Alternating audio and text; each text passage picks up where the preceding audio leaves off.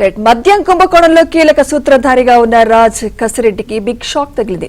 CID కస్టడీకి court అనుమతిచ్చింది. వారం రోజుల పాటు విచారించేందుకు సిఐడి అధికారులు పలు ప్రశ్నలు సిద్దం చేసినట్లు సమాచారం. మరోవైపు కసిరెడ్డి రాజశేఖర్ రెడ్డి పీఏగా పనిచేసిన దిలీప్ ను సిట్ అదుపులోకి తీసుకుంది.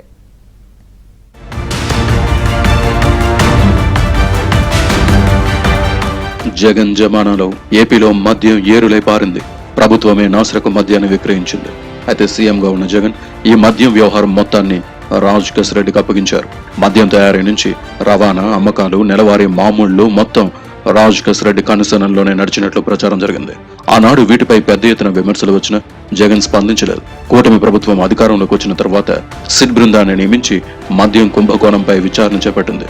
మద్యం కుంభకోణం మొత్తం రాజ్ కసిరెడ్డి కనుసనల్లోనే నడిచిందని విజయసాయిరెడ్డి కూడా స్టేట్మెంట్ ఇచ్చారు.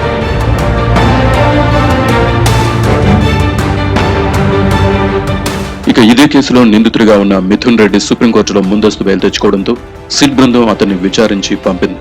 సిట్ దర్యాప్తులో కూడా అన్ని కోణాల్లో రాజ్ కసిరెడ్డి పాత్రే ప్రముఖంగా కనిపిస్తుండటంతో అతనిపై నిఘా పెట్టారు.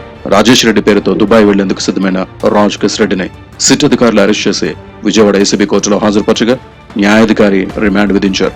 విజయవాడ జిల్లా జైల్లో రిమాండ్ ఖైదీగా ఉన్న కసిరెడ్డి రాజశేఖర్ రెడ్డిని 10 రోజుల పాటు కస్టడీకి ఇవ్వాలని పిటిషన్ దాఖలు చేశారు. దీనిపై వాదనలు పూర్తి కావడంతో వారం రోజుల పాటు కస్టడీకి ఇస్తూ న్యాయాధికారి తీర్పు వెలువరించారు. శుక్రవారం నుంచి జరిగే విచారణలో కీలక విషయాలు బయటపడే అవకాశాలున్నాయని తెలుస్తోంది.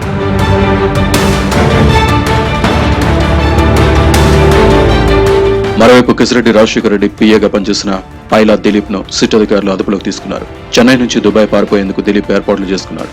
అయితే ఇప్పటికే అతని కదలికలపై నిఘా ఉంచిన సిట్ అధికారులు చెన్నై ఎయిర్పోర్ట్ లో అదుపులోకి తీసుకున్నారు. రేపు అతన్ని విచారించనున్నారు. కసిరెడ్డి పీఏగా అతని పక్కనే ఉన్న దిలీప్ కు చాలా సమాచారం ఉంటుందని, అతడి స్టేట్మెంట్ కూడా కీలకంగా మారుతుందనే అభిప్రాయం వ్యక్తమవుతోంది.